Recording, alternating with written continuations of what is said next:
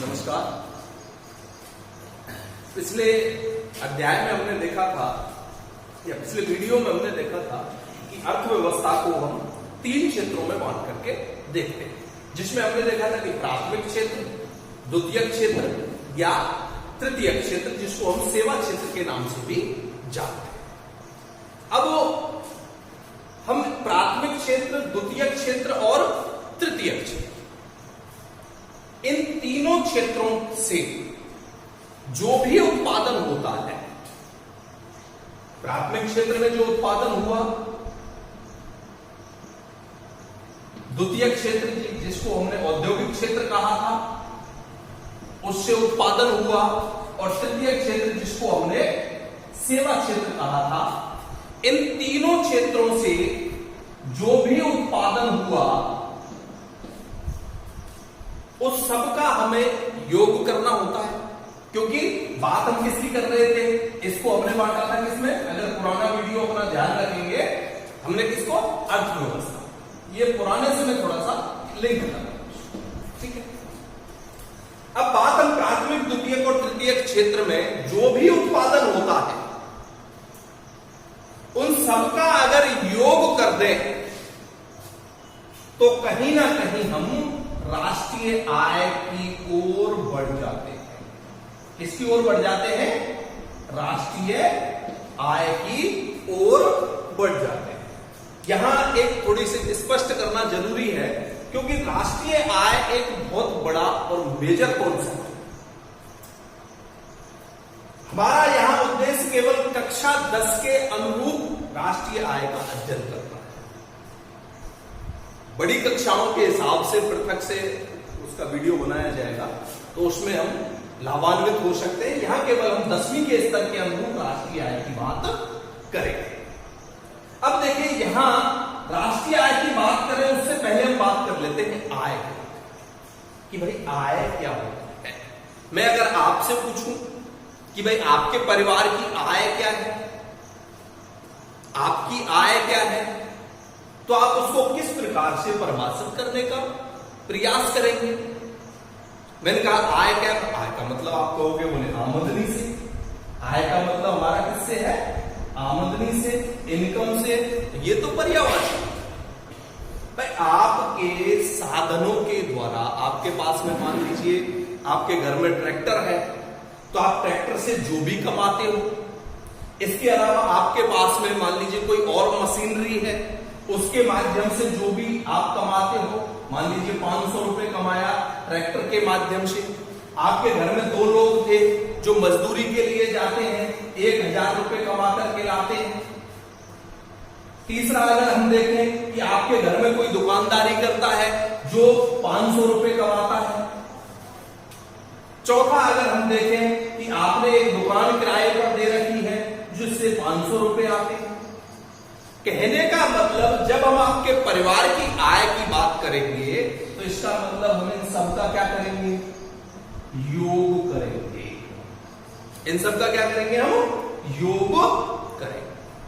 ठीक उसी प्रकार से जब हम एक देश की आय की बात करते हैं तो देश की या अर्थव्यवस्था की आय की अगर हम बात करेंगे तो प्राथमिक, द्वितीयक और तृतीयक या सेवा क्षेत्र में लगे हुए जितने भी हमारे साधन हैं, उन सभी साधनों के द्वारा जो उत्पादन किया जा रहा है, उस उत्पादन का हम क्या करते हैं, योग करते हैं। जैसे अगर हम इसको परिभाषा के रूप में देखने का प्रयास करें सीधा सा, और उसको एक एक को फिर हम अलग स्पष्टता के साथ समझने का प्रयास करेंगे कि जैसे राष्ट्रीय आय, ठीक है।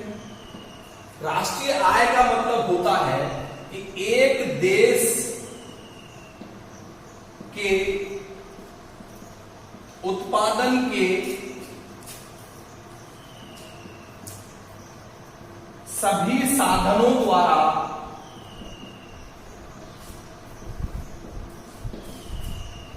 उत्पादित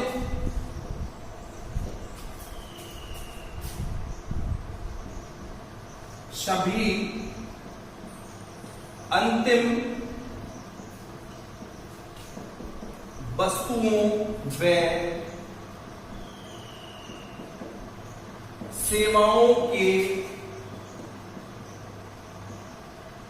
मौद्रिक मूल्य के योग को राष्ट्रीय आय कहते हैं।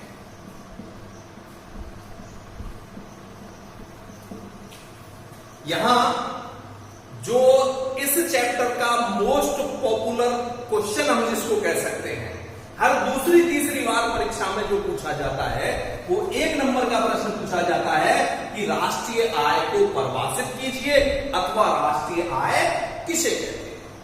तो इसको अगर हम देखें कि एक देश के उत्पादन के सभी साधनों के द्वारा, एक देश के उत्पादन के सभी साधनों द्वारा, अब यह एक चीज रह गई, उत्पादन के सभी साधनों द्वारा, लेकिन इसकी कोई अवधि होगी कि नहीं होगी, यानी एक निश्चित अवधि, इसमें एक निश्चित अवधि में, यानी एक देश के उत्पादन के सभी साधनों द्वारा एक निश्चित अवधि में उत्पादित सभी अंतिम वस्तुएं व सेवाओं के मौद्रिक मूल्य के योग को हम राष्ट्रीय आय कहते हैं। अब वापस सबसे पहली क्लास याद रख करेंगे, एक देश के उत्पादन के सभी साधन। अब देश के उत्पादन के साधन कौन कौन से, याद करो उत्पादन के साधन। उत्पादन के साधन मैंने जब आप लोगों के लिए बताए थे, तो उत्पादन के साधनों का अगर विभाजन, क्लासिफिकेशन अगर हम देखेंगे तो उत्पादन के 4 साधन मैंने बताए थे। कौन कौन से? सबसे पहले उत्पादन का साधन बताया था भूमि, उसके बाद में दूसरा उत्पादन का साधन था पूंजी, तीसरा श्रम, और चौथा उद्यम या जिसको हम कहते हैं साहस।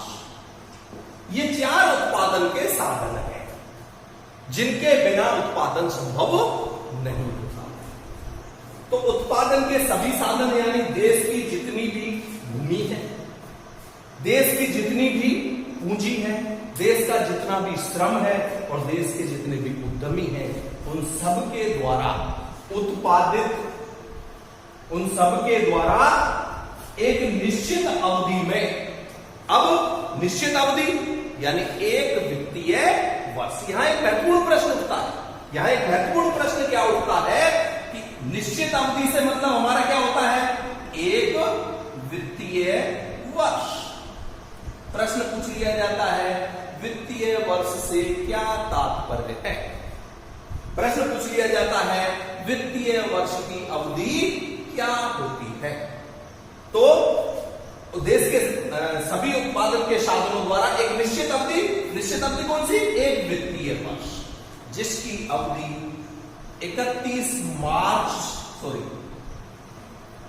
1 अप्रैल से और 31 मार्च के मध्य होती है। सीधा सा प्रश्न पूछा जाएगा, एक वित्तीय वर्ष की अवधि होती है 1 अप्रैल से और 31 मार्च के मध्य, ठीक है।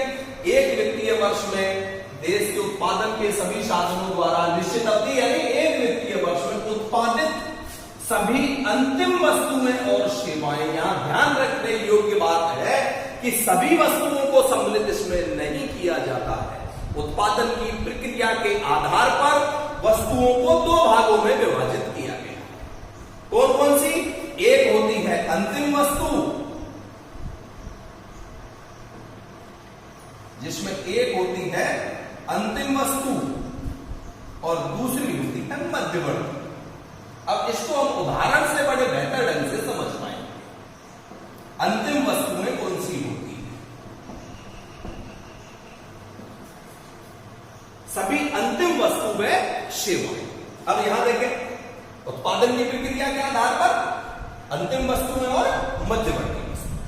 अंतिम वस्तुएं वे वस्तुएं होती हैं जो उत्पादन की प्रक्रिया को पार कर चुकी हैं, यानी अब उनमें कोई और मूल्य वृद्धि करना संभव नहीं है, जो उपभोग के लिए तैयार है, रेडी टू कंज्यूम, ऐसी वस्तुएं जो उत्पादन की प्रक्रिया को पार कर चुकी है। अब जैसे उदाहरण के लिए हम देखें, जैसे मान के चले, मैंने कल भी उदाहरण लिया था, जैसे ब्रेड, ठीक है। अब आटा जो है, आटा कैसी वस्तु है? मध्यवर्ती वस्तु है। क्यों? क्योंकि अभी आटा जो है वो उत्पादन की प्रक्रिया में, वे वस्तुएं जो उत्पादन की प्रक्रिया में होती हैं, जिनमें अभी मूल्य वृद्धि करना बाकी है, वो सब कहलाती हैं मध्यवर्ती वस्तु। आटा, अब आटे में मूल्य वृद्धि की जाएगी, यानी हमने 1000 रुपए का आटा खरीदा और इस आटे को हम ब्रेड में कन्वर्ट करेंगे तो ऑब्वियसली ब्रेड 1200 रुपए यानी 200 रुपए मूल्य वृद्धि हो रही है, ठीक है। तो ब्रेड जो है वो कैसी वस्तु है? अंतिम वस्तु है। अब अगर मान लीजिए आप कहते हो कि ब्रेड भी रेस्टोरेंट वाले खरीद लेता है और सैंडविच बनाता है, तो यहां पर ब्रेड भी कैसी हो जाएगी? मध्यवर्ती वस्तु, और अंतिम वस्तु क्या हो जाएगी? सैंडविच। यानी वे वस्तुएं जो उत्पादन की प्रक्रिया को पार कर चुकी, जो उपभोग के लिए तैयार हैं, वे सब वस्तुएं क्या कहलाती हैं? अंतिम वस्तुएं। यहां ध्यान रखने योग्य बात यह है कि राष्ट्रीय आय की गणना में हम केवल अंतिम वस्तुओं और सेवाओं को सम्मिलित करते हैं। मध्यवर्ती वस्तु और सेवाएं राष्ट्रीय आय की गणना में सम्मिलित नहीं होती। कई बार प्रश्न 1 नंबर का पूछ लिया जाता है, अंतिम वस्तुओं से क्या तात्पर्य है? तो वे वस्तुएं जो उत्पादन की प्रक्रिया को पार कर चुकी है, यानी अब इनमें उत्पादन नहीं होना। जैसे मैंने अभी ब्रेड का उदाहरण लिया, जैसे हम मान के चले, अब आपका होगा कि चीनी है, तो चीनी का मतलब अगर हम उपभोक्ता चीनी को सीधे उपभोग कर रहा है, आपको अगर चीनी को हलवाई अगर मिठाई बनाने के लिए इस्तेमाल कर रहा है, फिर वो मध्यवर्ती वस्तु है। डिपेंड करता है पॉइंट ऑफ कंज्यूम, यानी वे वस्तुएं जो उत्पादन की प्रक्रिया को पार कर चुकी हैं और उपभोग के लिए तैयार है, वे सब वस्तु अंतिम वस्तु कहलाती है। और राष्ट्रीय आय की गणना में हम केवल अंतिम वस्तुओं को सम्मिलित करते हैं, ठीक है। तो एक देश के उत्पादन के सभी साधनों द्वारा एक निश्चित अवधि में उत्पादित सभी ऐसी वस्तुएं, अंतिम वस्तुओं में सेवाओं के मौद्रिक मूल्य के योग को हम क्या कहते हैं? राष्ट्रीय आय कहते हैं। अब यहां महत्वपूर्ण रूप से एक चीज हमारे लिए जानना जरूरी है कि भाई एक देश के उत्पादन के साधनों में जो भी उत्पादन किया है, उत्पादन किसके योगदान से हुआ? इन उत्पादन के सभी साधनों के माध्यम से, ठीक है। अब इसको हम दूसरे दृष्टिकोण से अगर समझना चाहें, इसको विशेष तौर पर ध्यान रखेंगे, अंतिम वस्तु इसमें केवल सम्मिलित होती है, मध्यवर्ती वस्तु और सेवाएं इसमें सम्मिलित नहीं की जाती, ठीक है। अब यहां महत्वपूर्ण रूप से एक चीज हमें ध्यान रखनी हो, देखिए राष्ट्रीय आय जो होती है वो किसी भी देश की मौद्रिक जो निष्पादन का परफॉर्मेंस है, उस परफॉर्मेंस को प्रकट करती है, ठीक है। अब मैंने कहा जो उत्पादन होता है, ठीक है, मौद्रिक मूल्य के योग को हम राष्ट्रीय आय कहते हैं। अब यहां एक चीज और हमें स्पष्ट रूप से समझनी होगी कि भाई देश के जितने भी उत्पादन के साधन थे, उन्होंने उत्पादन किया। परिभाषा उत्पादन की ध्यान रखेंगे पहली क्लास की। उत्पादन से हमारा मतलब क्या होता है? वस्तु और सेवाओं में उपयोगिता मूल्य का सृजन करना, अथवा हम इसको कह देते हैं सीधे शब्दों में मूल्य वृद्धि करना। क्या कहलाता है? उत्पादन कहलाता है। यानी उत्पादन की जो प्रक्रिया होती है उसमें मूल्य वृद्धि की जाती है। जैसे मैंने आटे का उदाहरण लिया, हमने आटा एक मतलब ब्रेकरी चलाने वाला व्यक्ति है, वो ब्रेकरी चलाने वाला व्यक्ति 1000 रुपए का आटा खरीदता है। अब उसका काम क्या है? उसका काम है ब्रेड बनाना, ठीक है। अब आटा उसने खरीदा 1000 रुपए का, अब इस पर वो उत्पादन के साधन लगाएगा, इस पर उत्पादन के साधन भूमि लगाएगा, पूंजी, श्रम, उद्यम, ये सभी साधन काम करेंगे और इस 1000 रुपए के आटे से वो ब्रेड बनाएंगे। अब ब्रेड मान लीजिए बाजार में जाकर के उनका मूल्य कितना हो गया? 1200। तो ब्रैकरी के स्तर पर उत्पादन के जो साधन थे, भूमि, पूंजी, श्रम और उद्यम, इन सब का योगदान कितना था भाई? कैलकुलेट करके बताओ। यहां 1000 रुपए का जिन्होंने आटा या इनपुट जो थे वो खरीदे ही थे, इनका योगदान कितना है? इनका योगदान है 200। कितना है? 200। कहने का मतलब इस स्तर पर मूल्य वृद्धि कितनी हुई? ब्रैकरी के स्तर पर मूल्य वृद्धि हुई 200 रुपए। तो इन लोगों का राष्ट्रीय आय में योगदान कितना रहा? 200, ना कि 1200 रुपए। क्यों? क्योंकि ये तो मध्यवर्ती वस्तु है, और मध्यवर्ती वस्तु को हम राष्ट्रीय आय में शामिल करते हैं क्या? नहीं करते हैं। केवल किसको करते हैं? अंतिम वस्तु। ठीक है। तो कहने का मतलब उत्पादन में मूल्य वृद्धि करने को हम सम्मिलित करते हैं। ठीक है। अब यहां एक चीज हमें स्पष्ट रूप से ध्यान रखनी होगी। अब ये 200 रुपए इन उत्पादन के विभिन्न साधनों का योगदान था, तो राष्ट्रीय आय को हम 200 रुपए कैलकुलेट करेंगे। अब यहां एक महत्वपूर्ण रूप से याद रखने वाली बात है, जो इसकी परिभाषा के समांतर एक दूसरी परिभाषा भी राष्ट्रीय आय की बनती है। वो कैसे बनती है? इसमें लिखा हमने कि एक देश के उत्पादन के सभी साधनों के द्वारा एक निश्चित अवधि यानी एक वित्तीय वर्ष में उत्पादित अंतिम वस्तु और सेवाओं के मौद्रिक मूल्य के योग को हम राष्ट्रीय आय कहते हैं। यानी इनके द्वारा जो उत्पादन किया गया, या मान लेते उदाहरण के लिए समझने के दृष्टिकोण से कि 200, उसका योग जो है वही राष्ट्रीय आय है। अब यहां अगर देखें तो इन्होंने 200 रुपए का योगदान किया। अब ये योगदान इनके द्वारा की गई मूल्य वृद्धि किसमें वितरित की जाएगी? उत्पादन के साधनों को उनका प्रतिफल दिया जाएगा। उत्पादन के साधनों द्वारा उत्पादन की प्रक्रिया में दिए गए योगदान के बदले इनको पारितोषिक मिलेगा, जिसको इनको इनका रिटर्न कहते हैं, प्रतिफल, वो इनको प्राप्त होगा। अब 200 रुपए में से मान लीजिए भूमि को उसके योगदान के बदले में दिया जाएगा, तो भूमि द्वारा किए गए योगदान, भूमि द्वारा किए गए योगदान के बदले इसको दिया जाता है लगान। क्या दिया जाता है? लगान, जिसको हम अंग्रेजी में कहते हैं रेंट। ठीक है। तो भूमि ने जो योगदान दिया इस 200 रुपए में, इसको मान लीजिए हमने दे दिया कितना? 40। अब हमने ब्रैकरी में जो मशीनरी लगा रखी थी या जो पूंजी लगा रखी थी, उसके द्वारा दिए गए योगदान के बदले उसको पारितोषिक दिया जाएगा, और उसको पारितोषिक, पूंजी को मिलने वाला पारितोषिक कहलाता है ब्याज। पहले मैंने बताया था ब्याज कहलाता है। अब मान लीजिए 60 रुपए हमने क्या दे दिया? ब्याज दे दिया। यहां इसको 40 रुपए, इसको कितना दिया? इंटरेस्ट, इसको हम कहते हैं 60 रुपए दे दिया। ठीक है। अब श्रम के द्वारा दी गई सेवाओं के बदले इसको मजदूरी दी जाती है।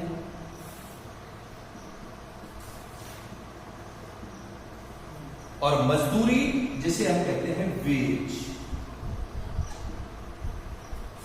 ठीक है। अब मजदूरी हमने दे दी 70। अंतिम रूप से उद्यमी या साहसी, यानी जो ब्रैकरी को चलाने वाला व्यक्ति है, साधारण शब्दों में हम ये समझ सकते हैं। ठीक है। तो उत्पादन के शेष साधनों को वितरित करने के बाद जो शेष बचा वो किसका रह गया? वो उद्यमी का, जिसको हम कहते हैं लाभ। उद्यमी के द्वारा जो रिस्क उठाया गया उसके बदले इसको जो पारितोषिक मिलता है उसे हम कहते हैं लाभ, यानी कि प्रॉफिट। ठीक है। अब देखिए कितना रहा? 30। तो इस प्रकार हम देखें कि जो मूल्य वृद्धि ब्रैकरी के स्तर पर की गई थी 200 रुपए की, ये 200 रुपए की मूल्य वृद्धि राष्ट्रीय आय में प्लस हुई थी, यानी उत्पादन में, देश के उत्पादन में प्लस हुई थी। यही मूल्य वृद्धि उत्पादन के विभिन्न साधनों को उनके योगदान के बदले वितरित कर देंगे। सामान्य शब्दों में अगर कहें तो हम इसको ऐसे समझ सकते हैं कि किसी भी अर्थव्यवस्था में जो उत्पादन होता है, किसी भी अर्थव्यवस्था में जो क्या होता है, उत्पादन होता है, वही उत्पादन के साधनों की आय भी है। यानी उत्पादन के साधनों द्वारा जो मूल्य वृद्धि होती है, वही मूल्य वृद्धि विभिन्न उत्पादन के साधनों में वितरित कर दी जाती है।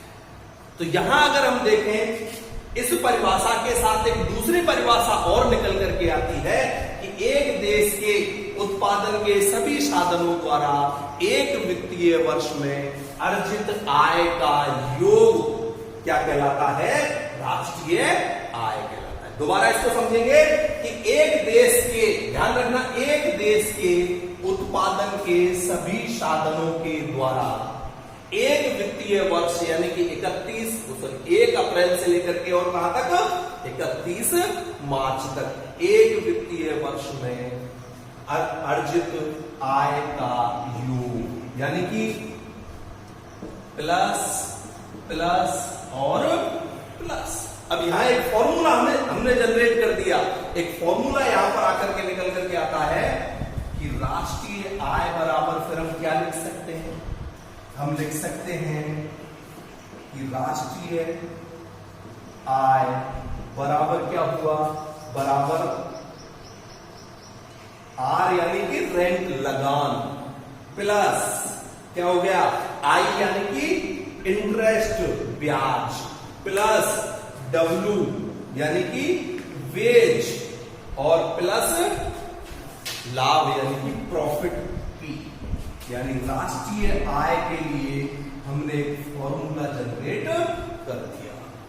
कहने का मतलब, एक देश के उत्पादन के सभी साधनों के द्वारा, सब साधन हो गए, सभी साधनों के द्वारा एक वित्तीय वर्ष में अर्जित आय का योग यानी जितना भी देश के अंदर भूमि है उस सब का लगान, देश के अंदर जितनी भी पूंजी है उस सब का ब्याज, देश के अंदर जितना भी श्रम है उस सब की मजदूरी, और देश के अंदर जितने भी उद्यमी हैं या साक्षी हैं उन सब का लाभ, इन सबको अगर जोड़ दिया जाए तो क्या प्राप्त हो जाती है, तो देश की राष्ट्रीय आय प्राप्त हो जाती है। यानी राष्ट्रीय आय बराबर लगान प्लस ब्याज प्लस मजदूरी प्लस लाभ होगा। तो इस प्रकार 10वीं के स्तर के अनुरूप अगर हम इसको समझ सके, हमें उच्च जो कक्षाएं होती हैं उसके अनुरूप बात कर रहे हैं, वो राष्ट्रीय आय केवल 10वीं के स्तर के अनुरूप हम बात कर रहे हैं, जिसमें मुख्य रूप से जो प्रश्न आता है वो राष्ट्रीय आय को लेकर के आता है। दूसरा सामान्यतः जो प्रश्न पूछा जाता है वो राष्ट्रीय आय की विभिन्न जो अवधारणाएं हैं उनमें से केवल एक अवधारणा को लेकर के प्रश्न आता है, वो है सकल घरेलू उत्पाद। राष्ट्रीय आय की कई सारी अवधारणाएं हैं, जिनमें से मुख्य रूप से मैं 2-3 अगर बात करूं, एक होता है सकल राष्ट्रीय उत्पाद,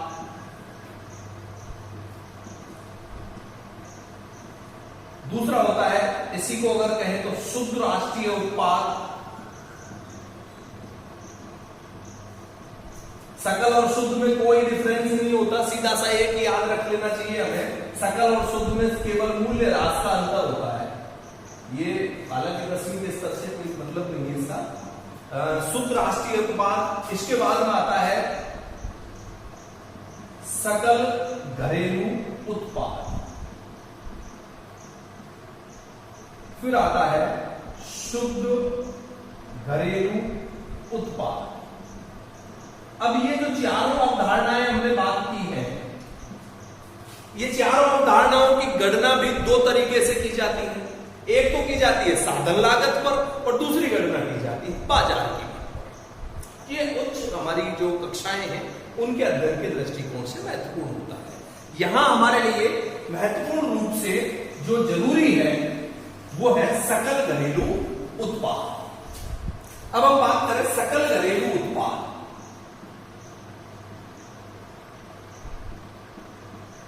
सकल घरेलू उत्पाद। और इसको हम किस संदर्भ में देखेंगे? राष्ट्रीय आय के संदर्भ। राष्ट्रीय आय जिसे अवधारणा के रूप में कहा जाता है शुद्ध राष्ट्रीय उत्पाद, साधन लागत। ठीक है। अब सकल घरेलू उत्पाद की एक नंबर का प्रश्न पूछा जाता है कि सकल घरेलू उत्पाद को परिभाषित कीजिए। देखिए, परिभाषा के रूप में अगर हम देखें तो घरेलू और राष्ट्रीय, ये अंतर हमें 10वीं के स्तर पर बस पता हो तो हम आसानी से, परिभाषा एक ही होती है, थोड़ा सा अंतर होता है।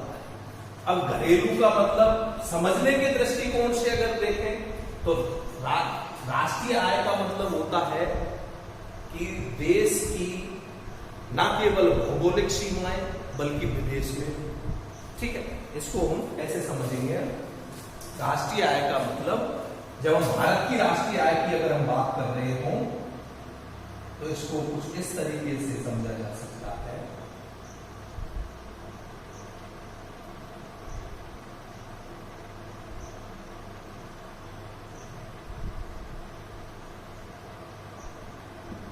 ठीक है, अब हम भारत की राष्ट्रीय आय की अगर बात कर रहे हैं, इसका मतलब है कि भारत एक देश के उत्पादन के साधन, यानी एक देश के, यानी भारत के उत्पादन के साधन, अब चाहे वो भारत में काम कर रहे हो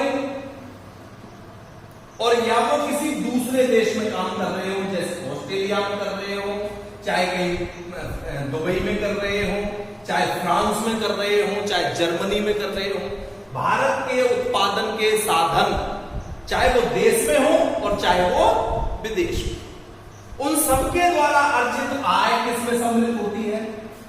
राष्ट्रीय आय में सम्मिलित होती है। ठीक है, अब बात हम किसकी करें? सकल घरेलू उत्पाद। तो सकल घरेलू उत्पाद में केवल और केवल देश की घरेलू सीमाओं में, यानी ये जो मैंने बाउंड्री बनाई है भारत की, इस बाउंड्री में, इसमें समुद्री सीमाएं हम सम्मिलित हम कर लेते हैं। ठीक है, तो इन देश की भौगोलिक सीमाओं में, देश की घरेलू सीमाओं में जो भी उत्पादन किया जाता है, चाहे वो भारतीयों के द्वारा किया जाता हो और चाहे वो विदेशियों के द्वारा, यानी इस भौगोलिक सीमा में जो भी उत्पादन होगा, देश की घरेलू सीमाओं में जो भी उत्पादन किया जाएगा, वह सब सकल घरेलू उत्पाद कहलाता है। और जब बात हम करेंगे राष्ट्रीय आय की, तो सीधी सी बात यह हो जाती है, राष्ट्रीय का मतलब होता है कि हमारे देश के साधन चाहे वो भारत में है और चाहे वो विदेश में। लेकिन जब बात हम करेंगे सकल घरेलू उत्पाद की, तो इसका मतलब सीधा सा है कि केवल देश की घरेलू सीमाओं के अंदर। अब इसको अगर परिभाषा के रूप में हम कहना चाहें तो इसको सीधा सा कहेंगे कि एक वित्तीय वर्ष में देश की घरेलू सीमाओं में, क्या हो गया? अब यहां ये लाइन जुड़ गई, घरेलू सीमाएं, देश की घरेलू सीमाओं में उत्पादन के सभी साधनों द्वारा उत्पादित अंतिम वस्तुओं व सेवाओं के मौद्रिक मूल्य के योग को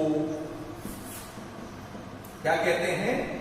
जीडीपी, यानी सकल घरेलू उत्पाद कहते हैं। यहां महत्वपूर्ण रूप से कोई अंतर नहीं आया, केवल अंतर किस बात को लेकर के आया?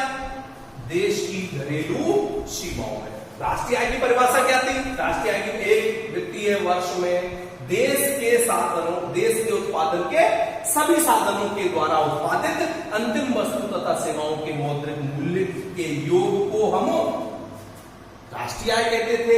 अब यहां हमने क्या सम्मिलित कर दिया? केवल देश की घरेलू सीमाएं, यानी इस देश की इन घरेलू सीमाओं में, चाहे वो भारतीय हो, चाहे वो भारत के उत्पादन के साधन हो, और चाहे वो विदेशी हो, कोई से भी साधन हो, इन घरेलू सीमाओं में जो उत्पादन किया जाएगा वो सब सकल घरेलू उत्पाद का हिस्सा होगा।